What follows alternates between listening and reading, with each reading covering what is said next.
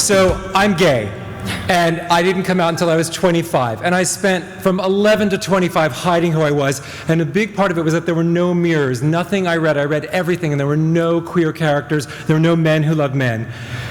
I believed I was alone. This was my first big mistake. My older brother, 5.5 years older, is gay. We never talked about it. Our family was so homophobic, the culture was so homophobic, I thought I was alone.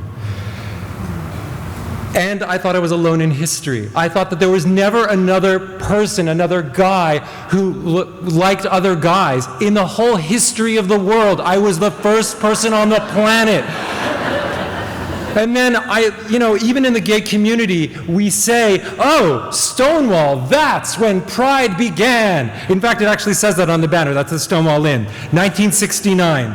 But then you start digging a little deeper, right? In my 20s, as I was starting to figure it out. And I was like, Carl Maria Curtenberry came up with the word homosexual in 1869. That's 100 years earlier. Wait a minute, there were gay people back in 1869?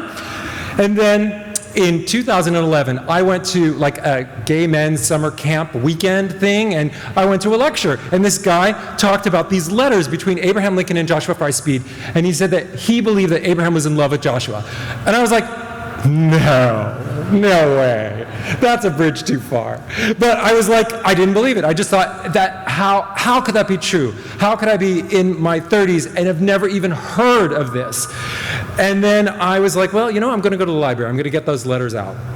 And I read the letters, and I was completely flabbergasted because I'm convinced the letters, the way Lincoln talks about his emotions is exactly how I felt.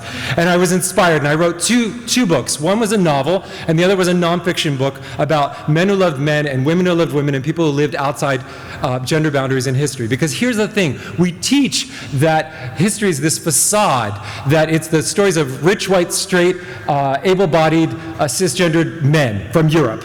But if we can break that facade, it's like the light shining through. I sold the nonfiction book to a Big 5 publisher 5 years ago, and I believed that my book had value because I sold the book to a Big 5 publisher. And I was like, yeah! And I worked for a year and a half with them. The book was finished. We were talking cover design. It was going to copy editing. And that was my biggest mistake. I believed my book had value because somebody else tapped me on the shoulder and said, okay, Lee, we're ready for what you have to say. 2 weeks after our current president was elected, I get a call that the publisher's canceling my book. This was the hardest moment in my career. My agent was like, don't worry, we're going to get it sold, but to somebody else. Waited, nothing. No one. Here's when I got wisdom. I didn't believe them. I believed that my book had value. I believed that my voice had value. I believed that both books should be out there in the world. And then something really crazy happened. I started working at IBPA. And I'm like, people publish their own books. What? This is crazy. And I thought, okay, well, part of my job is telling people that an independently published book, whether you're the author or a small company, and a book published from a major publisher should be indistinguishable. I can do this. I did a Kickstarter. I wanted to raise enough money to not just publish the book professionally, but to give away over 400 copies to LGBTQ and allied teens. It worked. We funded in 6 days. And by the end of 30 days, we had enough money to give away 810 copies. Now the twist. The agent turned out to be a crook. There was a huge article about it. She never submitted my book to any publishers, except for that one that bought it and then reneged. So I had published the book, this book published on October 2nd, but nobody had ever seen it. I self-published kind of inadvertently. I was like, the universe was like, you're going to self-publish this book. And I was like, okay.